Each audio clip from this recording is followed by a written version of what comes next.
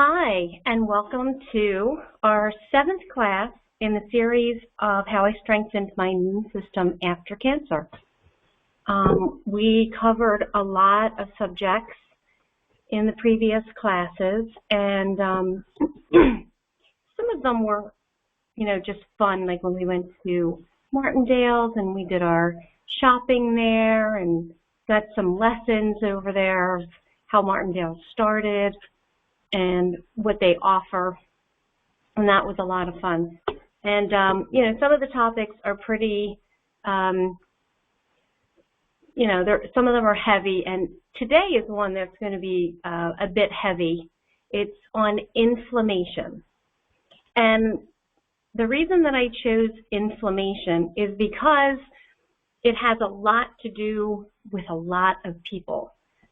It has a lot to do with how we feel, and how we just go through life. We have really no idea that we're dealing with inflammation a lot of times because it gets misdiagnosed. And inflammation, there are so many facets to inflammation. So I'm just going to start out with a little story that happened, I guess, a couple of years ago when my husband and I took our grandchildren to Hershey, and we were, it was probably a Saturday night, and we were just walking through the hallways, probably going somewhere, going back to our room or wherever. And my grandchildren were jumping up, trying to reach the, not the ceiling, but there was like a walkway, and it was lower than the ceiling. So they were jumping up and doing that. So I decided that I was going to do that. And I did. And it wasn't any big deal. It wasn't really high or anything like that. I certainly didn't hurt myself doing it. But the next day, when I got up, I couldn't move. I was in such pain that I just couldn't get out of bed. I literally couldn't move. And this isn't something that I've experienced recently. I haven't experienced something like this for, 20-some years. So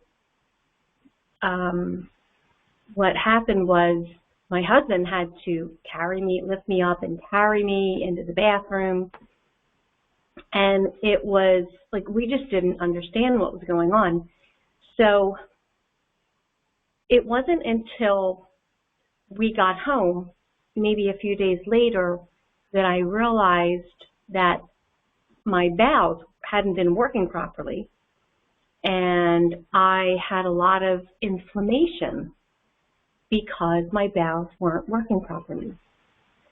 So once I was able to eliminate pretty well, the pain was gone. I no longer had any pain. Now, I wasn't still incapacitated where I couldn't move or walk, but I was still in pain up until that point. So I started doing some research, and I found that, yes, constipation can certainly cause the inflammation. It can cause that kind of pain, and I just can't even explain it to you. And what I felt badly the most was that it happened in front of my grandchildren, because of course they were in the hotel room with us, and but they've even forgotten all about it. So it wasn't a traumatic experience for them. And I tried not to make such a big deal over it as much as I could, although I did yell out numerous times just because it happened. It came out. I didn't want to, but it came out.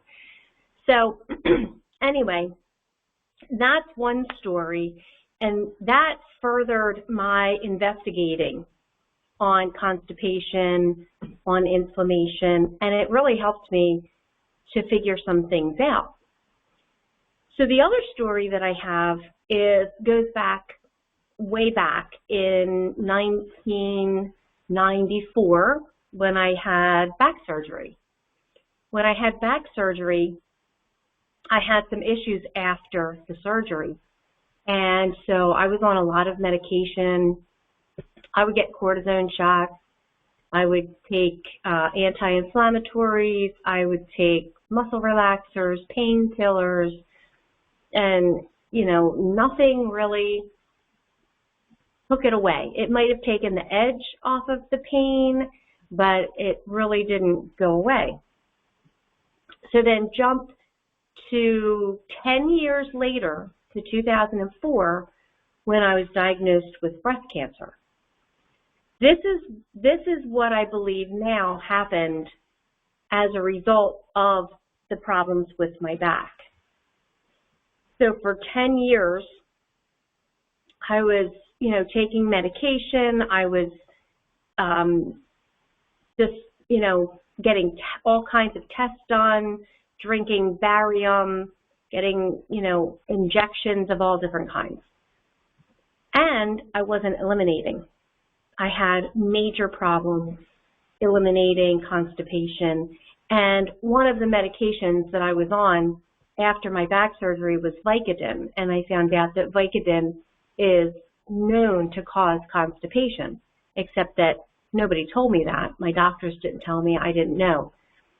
So, you know, at some point after my back surgery, I needed either stool softeners and, you know, milk of magnesia or any kind of laxative that would help relieve my constipation issues. But they never cured anything. So I just kept on having that problem. And you already know about the Formula 1, but I didn't discover that until sometime after my cancer, which was over, you know, 10 years later after my back surgery. So I had the diagnosis of breast cancer. You know that. And I'm going to be telling my story in more detail in my next series of classes when I start those probably in May. But for now, just suffice it to say that I had the diagnosis of the breast cancer. I didn't know why I got breast cancer. I wasn't the prototype for getting breast cancer. If you read why people get breast cancer, that wasn't me. Nobody in my family, other than I think my mom's cousin, had breast cancer. I'm not even sure if she did. I think she did, but I don't know. Other than her, there was nobody else that had breast cancer in my family. So it wasn't a hereditary thing. It wasn't anything. And I even went to get checked to see if it was in my genes, and it wasn't. So I was in the clear with that. So once I did start doing the research after my decision not to continue on with chemo and radiation, and I started looking into what was going on and why I got cancer. I didn't discover it right away. It took at least a year before I even knew, probably even longer than that. So I didn't know why I got breast cancer until I discovered that my constipation issues were causing a lot of problems. And it wasn't just the constipation that was causing the problem. It was inflammation. Because when you're constipated, you get inflamed. And then when you get inflamed, everything else in your body, nothing can move around right. It can't flow properly. And I started reading up on this and learned that that's probably why I got cancer. Not just that, but because I was taking so many medications over the years, I wasn't eliminating them. They were just wreaking havoc in my body. So once I discovered that, I really took it seriously that I needed to do something about the constipation issue. And that's when the Formula One, somebody told me about Formula One. I tried it, started doing bowel cleanse and that kind of thing. But I still had back pain. And, being in car accidents didn't help either. And I think I said this before, I was always the one being hit. What was God trying to tell me? Maybe just trust him and rely on him. Things happen, sometimes we can't, we can't control everything. So I did get hit numerous times. Thankfully, I wasn't really hurt or anything. However, like my chiropractor says, any little thing that happens to me because of my back surgery and because of the issues that I had after the back surgery, it tends to be a bigger deal for me. And so if you were to look at my x-rays of my back, you would see that it's a real mess. And that I have degenerative disc disease and arthritis, and I've had it for years, and the doctors back in 1994 told me that I would be in a wheelchair, and I would be probably in one by now, according to them. But I'm not, and thank God for my chiropractor, because he was a godsend, and that's another whole story. But just getting back to the inflammation, there were so many things that were wrong with me. And when I did go to my chiropractor, probably 20-some years ago, 21 years ago maybe, that started helping to relieve a lot of problems for me. But it wasn't just the chiropractic, it wasn't just getting off the medication, it wasn't, there's a lot of different things that have to happen.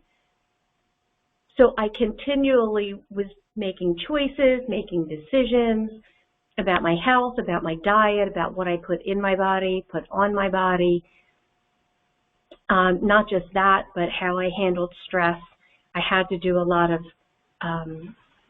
praying, a lot of looking at my past and how my past affected my present state and my filter, my perspective on life and family and friends and, everything, on love, on faith, on health, on, cooking and everything. So I realized a lot of things that were contributing to my issues and the way I thought, the way I handled getting angry was not good.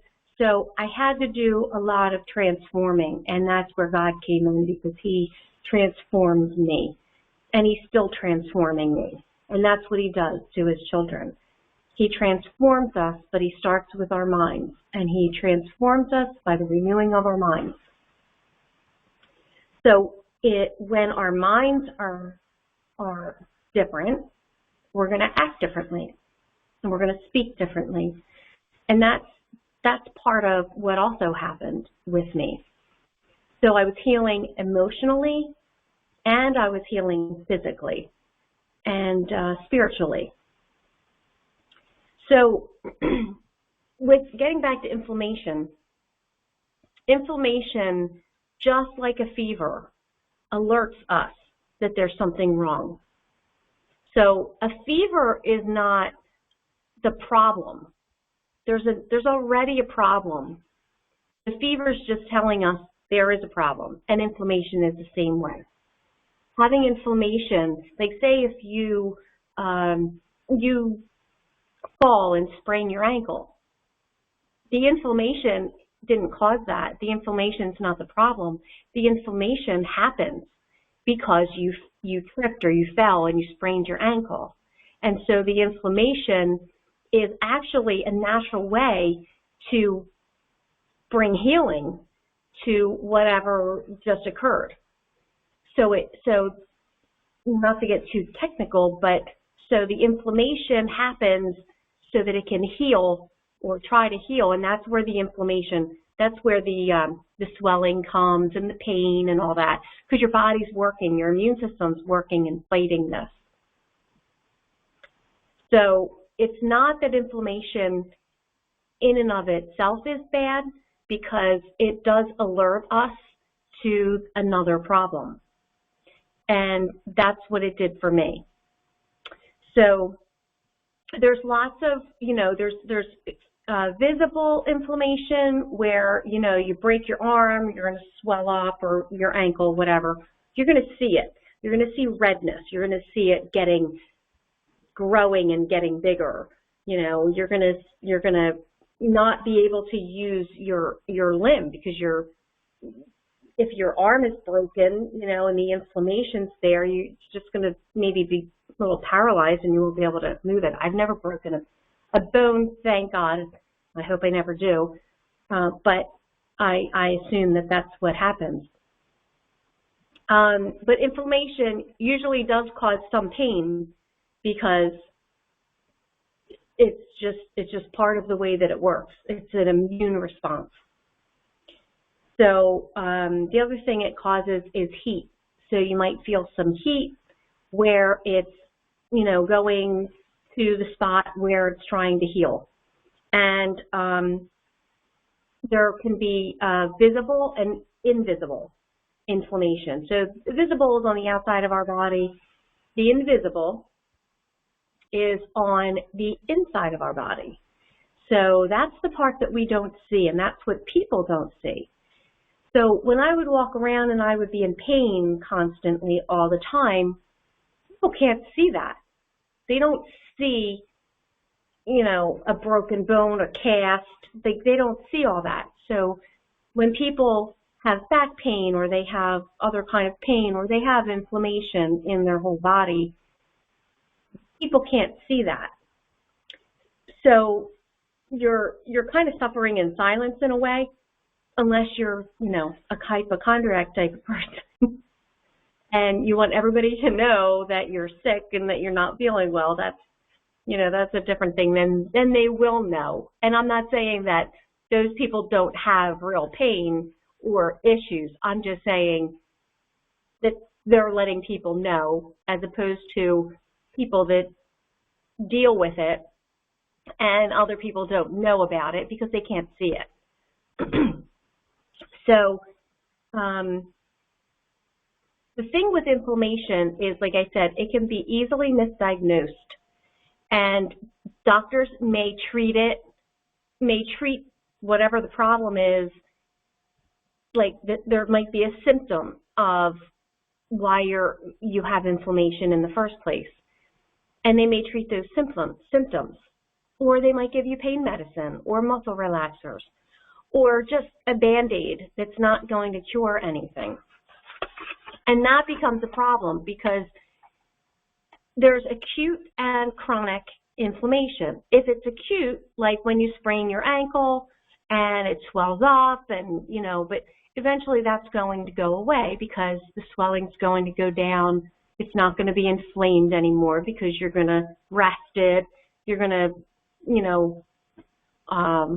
put ice on it. All that stuff is, necessary when you sprain your ankle or you have swelling. Or if you break a bone, you're going to get, they're going to reset your bones and they're going to put a cast on you. So eventually the inflammation will go down. But if you have chronic inflammation, that means it doesn't go away. So if you have this inflammation, say for, I don't know how long, 3 months, I think 3 months might be the time where they say it's chronic now. And that just means it's not going away. But it can go away. And that's what I'm going to talk about shortly. So what causes inflammation? There's lots of things that cause inflammation. Inflammation is like saying Kleenex or Formica. There's so many facets of it. Like I said, there's with tissues, there's Kleenex, Scotties, Puffs, there's all different kinds. So it's the same with inflammation. There's lots of reasons for it. one of them is free radicals in your body. And free radicals are just, like we talked about, oils. When oils are heated, certain oils, and they get rancid, and you consume them, and they cause these free radicals in your body, and they just cause havoc, and they can cause your body not to function properly. So there's also nutrient deficiencies. Magnesium is a huge, there's so many people that are magnesium deficient that don't even know it. And vitamin B6, vitamin D, those are also nutrients that people are deficient in. And when you're deficient in certain nutrients, maybe because of your diet or stress, sometimes stress even reduces your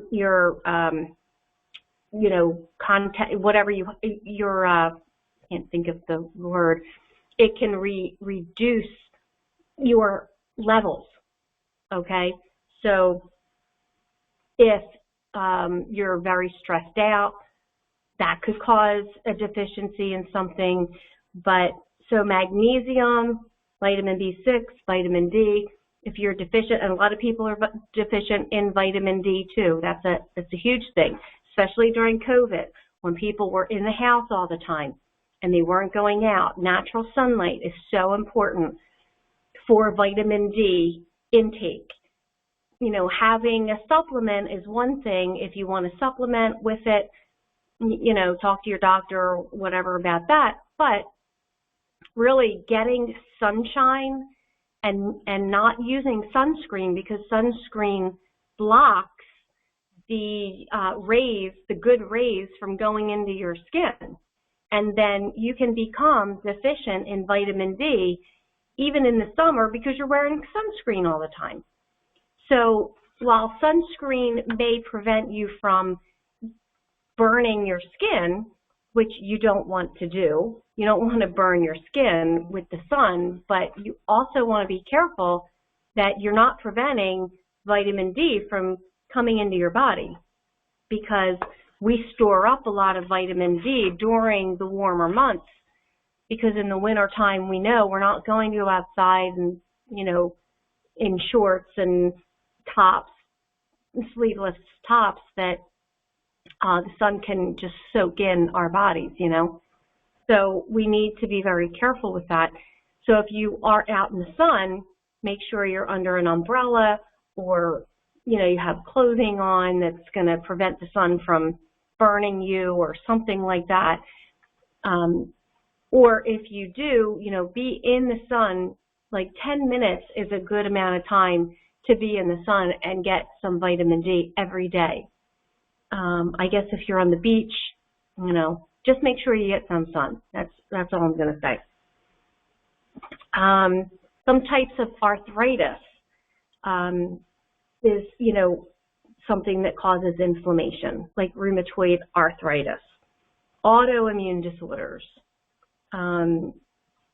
So, like I said, inflammation inside the body, when you have inflammation and it's causing the body to, it's causing organs or whatever to push into each other and things aren't flowing properly, you know, that can cause a lot of problems. Diet, that's a huge one, especially when you're eating unhealthy processed foods. So foods that have corn syrup, soy, processed vegetable oils like canola oil, sunflower, safflower, cottonseed oil. Did I say canola? You know, those are just not good ingredients. They're cheap. They've replaced coconut oil years ago. That's another whole story. But these are cheap oils and fats that are not healthy for us. They have a lot of the omega-6s, and that is, you know, we don't want a lot of omega-6s. We want the omega-3s because they're just, you know, not healthy for us. Processed vegetable oils, chemical additives, artificial sweeteners, and MSG, the monosodium glutamate. which is in a lot of Chinese foods, which, by the way, if you go to a Chinese restaurant, you can ask for no MSG. Will they do it? They may say they should if you ask for it, and I've seen that happen. But somebody said to me, well, are they really going to do it? Well, I don't know. But if you get to know them and, you can trust them, then maybe they won't. Drinking too much alcohol, that's another thing. Excessive drinking is, number one, it dehydrates your body. It causes a lot of issues. And it also can be part of the problem with your inflammation. Smoking, of course, that's another one, and that affects your lungs mostly. Toxins. Toxins in vaccines. Kids get a lot of vaccinations these days. Then there's the COVID vaccine and the boosters and the flu vaccine, the pneumonia vaccine, and all these vaccines. And if you fly to another country, you have to get all these vaccines. So just, beware of, ask to see the vial at your doctor's office when they're giving you a vaccine or your child. Ask, say, can I see the insert? Ask to see the insert and look at what it says. Look at where it says these are side effects. These are the ingredients, active and inactive ingredients. So read them and know what is going into your body and your family's body. Drugs, medications. There's lots of toxins in there. Drinking water. That's why it's important to have filtered water. Drink or some kind of pure water, that you need to drink. Don't drink tap water. I know a lot of people think their tap water is clean. They get a good bill of health from the water company, and that's just not true. They add a lot of chemicals into the water system so that the bacteria and all the pathogens don't show up in the water. So your drinking water is not clean. It's not pure if you're drinking tap water. Okay. Building materials. There's toxins in some building materials. MDF is one of them. We have MDF in our house, but it's painted over. So they say as long as it's painted over, it's okay. If it's not, then it can cause vapors in the air. Dust, depending on what's in your house. The dust that collects, that can be toxic. New carpeting has certain type, and furniture has certain types of chemicals in them. So combine that with the dust, and you breathe in the dust, and you're breathing in more toxins. And just your environment, breathing the air outside. There's lots of toxins in the air, unfortunately. It's just the way it is. So there are natural inflammatories, and one of them is in pineapples called bromelain. And now, some people say, well, I'm just going to eat a bunch of pineapple and not have inflammation anymore. It doesn't work that way because you'd have to eat a ton, or I don't know how much pineapple, in order to get enough bromelain to counteract your inflammation. So, you can take a supplement called bromelain, and that can be helpful. Or organic fresh fruits and vegetables, garlic, herbs and spices like turmeric, ginger, cloves, rosemary. They're like the top ones. Nuts like pecans, walnuts, hazelnuts. And then there's foods that have omega-3s in them. There's wild-caught salmon, and make sure if you're going to eat any kind of fish, it's not farm-raised. And I think I talked about that before. Wild-caught, you want to get wild-caught. Tuna. Be careful, though, with tuna that you don't eat it too often, because tuna is known to store mercury in its flesh. It's just the way it is. Unfortunately, our sea, our oceans, have a lot of toxins in them. Flaxseed oil, hemp seed, chia seed, eggs, but make sure they're soy-free, they're cage-free, and from cage-free and pastured chickens that actually go outside, have fresh air, eat bugs, eat, whatever it is that they eat, grass and, that kind of thing, that they're not factory farmed. Because most of the eggs that you're going to find in your supermarket are from factory farmed chickens, just like your meat is factory farmed beef or pork. So, and they're just not healthy. The animals themselves in those situations are not healthy. And so they have to pump them with growth hormones and antibiotics. And then they kill them, and then we ingest them, and we're ingesting all of that stuff in our bodies. So that also is not healthy. So grass-fed, organic beef and organic chicken that's pastured, that's out running around on the grass, that's the way you want to go. Dr. Mercola, Joseph Mercola, has some really good, he's got a great website, and he has some good articles if you want to look into what antioxidants are about. And antioxidants are something that can really help fight inflammation. So I'll just read this little excerpt from an article he wrote. If you want to check if a food is abundant in antioxidants, look at its oxygen radical absorbance capacity, ORAC score, which measures the food's potential to combat free radicals. There's that word again. The higher the ORAC score, the more potency and ability the food has in addressing age-related degeneration and diseases. So, there's a way to measure how much antioxidant is in food, and that's the way to do it.